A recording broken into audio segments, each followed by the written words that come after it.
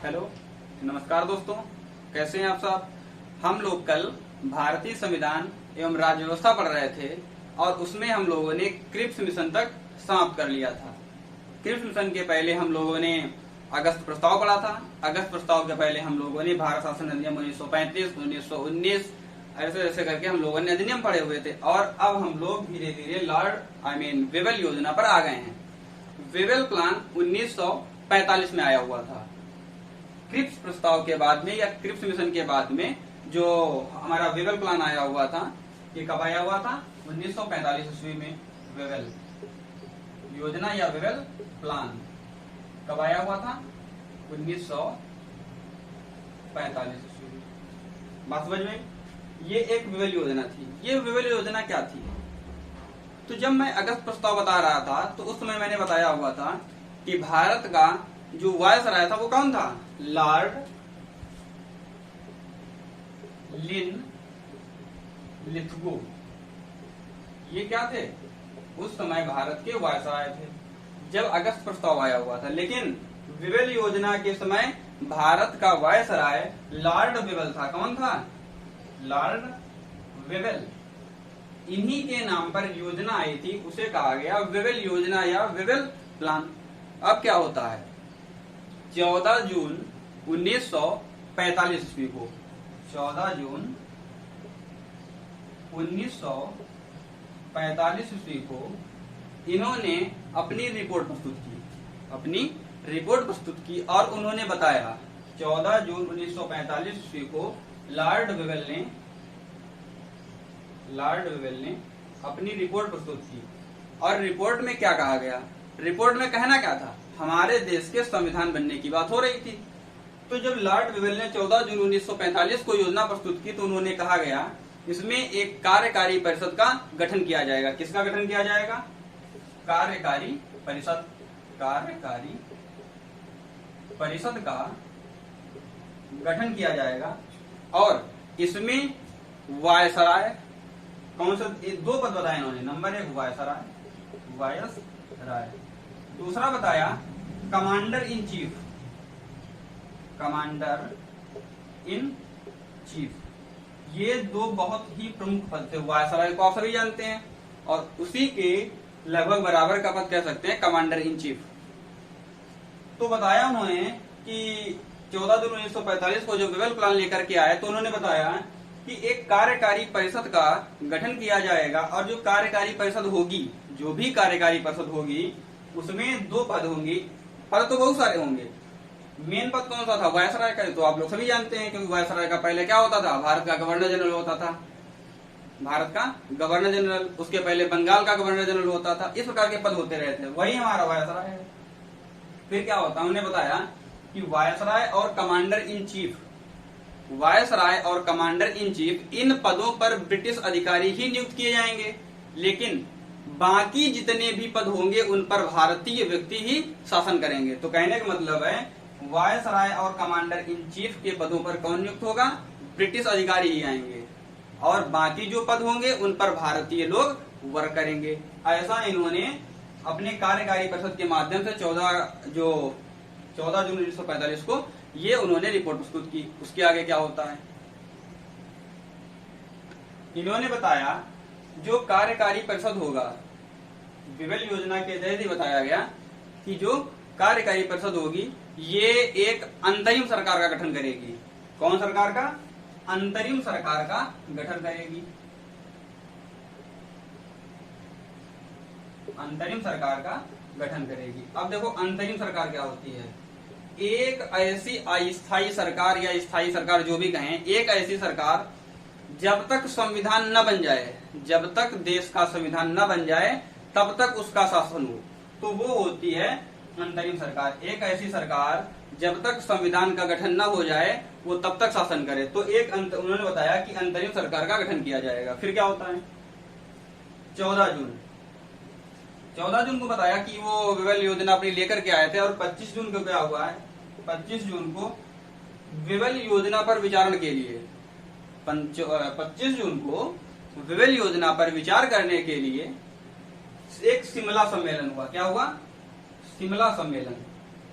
शिमला सम्मेलन हुआ जिसमें से भाग लेने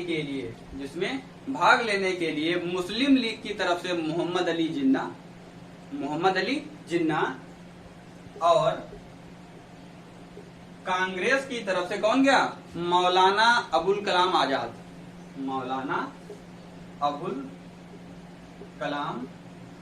आजाद।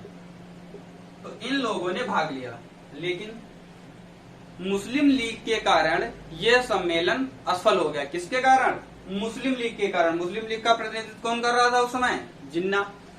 तो मुस्लिम लीग के कारण ये सम्मेलन जो है, जो शिमला समझौता था, शिमला सम्मेलन था, ये असफल हो गया। तो मौलाना अबुल कलाम आजाद ने इसे जल विभाजक की संज्ञा दी। मौलाना अबुल कलाम ने क्या कहा? जल विभाजक। इसे इन्होंने जल विभाजक की संज्ञा दी। जल विभाजक संज्ञा दी किसने दी? मौलाना अबुल कलाम आजाद ने। जब ये सब चीजें चल रही थी तो उस समय ब्रिटेन के जो प्रधानमंत्री थे उनका क्या नाम था? सर क्लीमेंट एटली।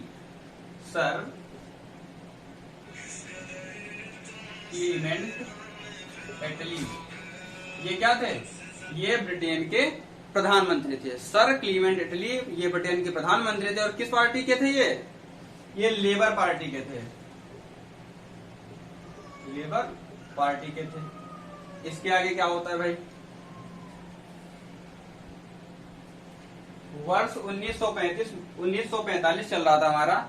इसमें हम लोगों ने लॉर्ड वेवल के बारे में पढ़ा। और उसके बाद में क्या हुआ? चुनाव वर्ष 1945। जैसे ही शिमला समझौता हुआ, उसके बाद में क्या होता है कि वर्ष 1945 में केंद्रीय मंत्रिमंडल के लिए चुनाव कराया गया। किसके लिए चुनाव कराया गया?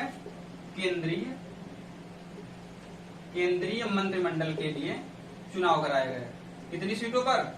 11। तो मैंने कल ही बताया था कि कितने प्रांत थे?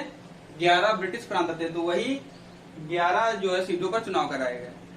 11 सीटों पर चुनाव कराया गया, तो उसमें से 8 सीटों पर कांग्रेस की जीत हुई। 8 सीटों पर कांग्रेस की जीत हुई।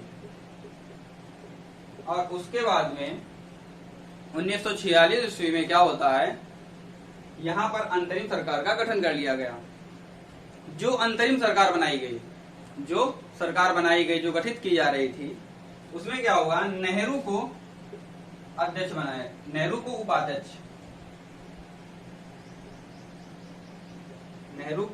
उपाध्यक्ष बनाएगा। इसमें जो भी मंत्रिमंडल थे, इसमें कई प्रकार के मंत्रिमंडल, इसमें रेलवे भी था, शिक्षा मंत्रालय भी था, और कृषि मंत्रालय भी था, उद्योग एवं आपूर्ति मंत्रालय भी था। तो इन सभी पदों पर नई नई नियुक्तियां की गई। 24 अगस्त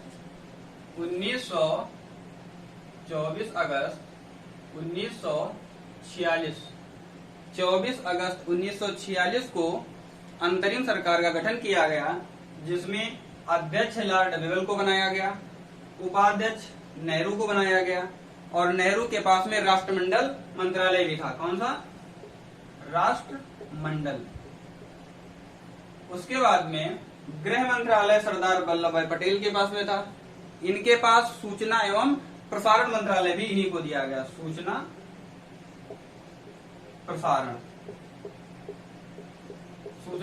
और गृह मंत्रालय सरदार वल्लभ भाई पटेल को दिया गया। जैसे खाद्य एवं आपूर्ति मंत्रालय किसको दिया गया? राजेंद्र प्रसाद को दिया गया। राजेंद्र प्रसाद। जैसे वित्त मंत्रालय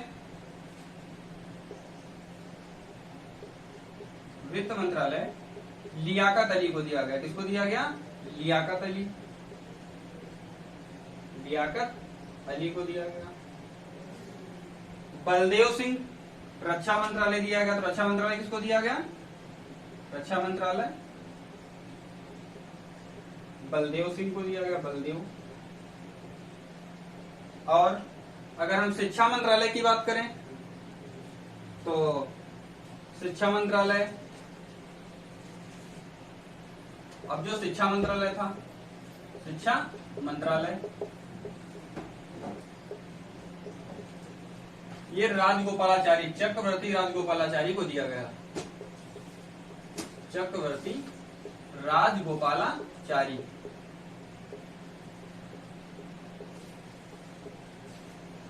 इस प्रकार के मंत्रिमंडल विभाजित कर दिए गए।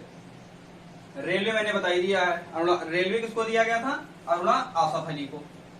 रेलवे मंत्रालय जो है अरुणा आसफ अली को दिया गया। तो ये जो मैंने पद बताए हैं, ये पद उस समय के हैं जब अंतरिम सरकार का गठन किया गया था और अंतरिम सरकार में इन मंत्रालयों में इन लोगों को नियुक्त किया गया था। तो ये लोग कौन थे? ये लोग अंतरिम सरकार के मंत्री थे। कि सरकार के? अंतरिम सरकार के। और मैंने अंतरिम सरकार बताया क्या होता है? एक ऐसी सरकार वो तब तक देश पर शासन करेगी जब तक कि संविधान न बन जाए।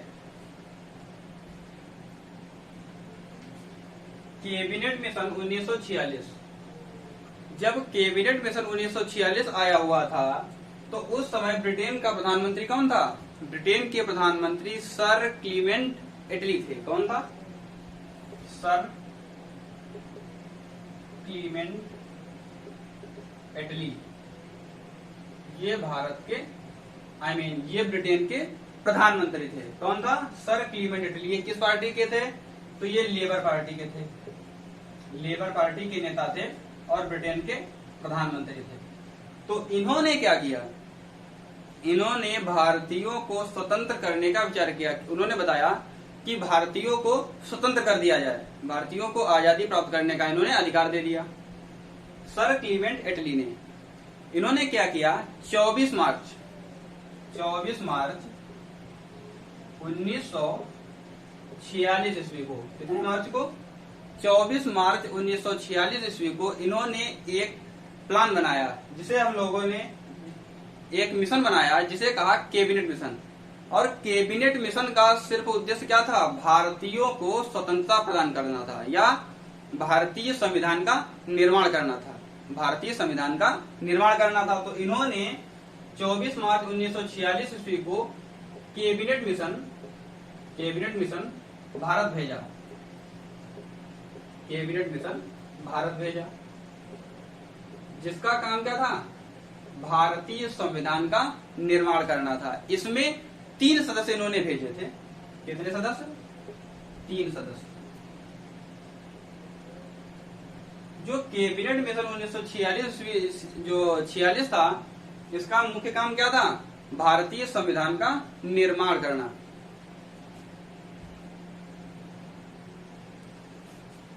सोलह मई 1946 ईस्वी को कैबिनेट मिशन ने अपनी रिपोर्ट प्रस्तुत की। कब की? 16 मई 1946 को कैबिनेट मिशन जो आया हुआ था, कैबिनेट मिशन, इन्होंने अपनी रिपोर्ट प्रस्तुत की। इस रिपोर्ट में पाकिस्तान की जो मांग थी उसे अस्वीकार कर दिया गया। क्यों? कौन सी मांग को? जो पाकिस्तान की मांग चल रही थी उसको अस्वीकार कर दिया गया। किस प्लान के तहत? कैबिनेट मिशन या कैबिनेट प्लान के तहत पाकिस्तान की मांग को अस्वीकार कर दिया गया, जिससे मुस्लिम लीग ने इसका विरोध किया। मुस्लिम लीग ने इसका विरोध किसने किया था? मुस्लिम लीग ने। क्योंकि मुस्लिम लीग क्या चाहती थी कि एक नए राष्ट्र का निर्माण हो, तो मुस्लिम लीग ने इसका विरोध किया। फिर क्या होता है? 16 अगस्त 1946 को 16 अगस्त 1946 को पश्चिम बंगाल में दंगे हुए, जिसमें 6000 से अधिक लोगों की जान गई। 6000 से अधिक लोगों की जान गई। अब देखो, मुस्लिम लीग ने इसको क्या मनाया? प्रत्यक्ष कार्यवाही दिवस। 16 अगस्त 1946 को प्रत्यक्ष कार्यवाही दिवस के रूप में मनाया गया। किस रूप में? प्रत्यक्ष कार्यवाही दिवस के रूप में मनाया गया। इसके परिणाम स्वरूप 16 अगस्त 1946 ईस्वी को पश्चिम बंगाल के नोआखली में क्या हुए? दंगे हुए। जिसमें 6000 से अधिक लोगों की जाने गई और मौलाना अबुल कलाम आजाद ने इसे ब्लैक डे की संज्ञा दी है। मौलाना अबुल कलाम आजाद ने जब 6000 लोगों से अधिक इसमें जान चली गई तो मौलाना अबुल कलाम आजाद ने इसे क्या कहा? Black day. ब्लैक डे किसको? जो प्रत्यक्ष कार्रवाई दिवस 16 अगस्त 1946 को हुआ था, इसमें इतने लोग मारे गए थे, मौलाना अबुल कलाम आजाद ने उसे ब्लैक डे की संज्ञा दी। 29 जून 1946 ईस्वी को, 29 जून 1946 ईस्वी को जो कैबिनेट मिशन था ये वापस चला गया। कब चला गया? 29 जून 1946 ईस्वी को कैबिनेट मिशन वापस चला गया, लेकिन कांग्रेस ने कैबिनेट मिशन को आधार मानकर, किसने? कांग्रेस ने कैबिनेट मिशन को आधार मानकर अपने संविधान के निर्माण की तैयारी में शुरू हो गई। फिर क्या होता है? संविधान सभा। संविधान सभा का जब गठन हुआ, क्या हुआ? संविधान सभा का जब गठन हुआ तो संविधान की जो पहली बैठक थी, संविधान सभा में जो पहली बैठक थी वो कब हुई? 9 दिसंबर 1946 को दिल्ली के सेंट्रल हॉल में पहली बैठक बुलाई गई। कब? 9 दिसंबर 1946 को दिल्ली के कहा? सेंट्रल हॉल में, सेंट्रल हॉल में पहली बैठक बुलाई गई। संविधान सभा की पहली बैठक बुलाई गई। उस बैठक में जो वरिष्ठतम सदस्य थे डॉक्टर सच्चिदानंद सिन्हा। कौन? डॉक्टर सच्चिदानंद सिन्हा। इनको संविधान सभा का अस्थायी अध्यक्ष चुना गया। डॉक्टर सच्चिदानंद सिन्हा को संविधान सभा का अस्थायी अध्यक्ष चुना गया और श्यामा प्रसाद मुखर्जी, क्या नाम था? श्यामा प्रसाद मुखर्जी को उपाध्यक्ष चुना गया। क्या चुना गया? उपाध्यक्ष चुना गया। फिर 11 दिसंबर 1946 को संविधान सभा की दूसरी बैठक हुई। कब? 11 दिसंबर 1946 को संविधान सभा की दूसरी बैठक हुई, जिसमें डॉक्टर राजेंद्र प्रसाद को सर्वसम्मति से, किसको? डॉक्टर राजेंद्र प्रसाद को सर्वसम्मति से संविधान सभा का अध्यक्ष चुना गया और BN राव को, क्या नाम था? BN राव, BN राव को संवैधानिक सलाहकार बनाया गया। BN राव को क्या बनाया गया? संवैधानिक सलाहकार नियुक्त किया गया। जो भीमराव अंबेडकर थे, इनको बंगाल से चुना गया। भीमराव BR अंबेडकर को क्या चुना गया? संविधान सभा में कहां से चुना गया? बंगाल से। अगर ये बात की जाए कि महात्मा गांधी और जिन्ना, ये दोनों संविधान सभा के सदस्य नहीं थे, लेकिन जब ये संविधान तैयार करने की बातें चल रही थी, जो संविधान सभा चल रही थी, इसका विरोध मुस्लिम लीग ने किया था। तो मुस्लिम लीग ने संविधान सभा का विरोध किया था। ठीक है दोस्तों, आज हम लोग इतना ही रखते हैं और आगे जो भी स्वतंत्रता की चीजें हैं, कैसे देश स्वतंत्र हुआ है और कैसे संविधान का निर्माण हुआ है, हम लोग ये अगले एपिसोड में पढ़ेंगे। धन्यवाद।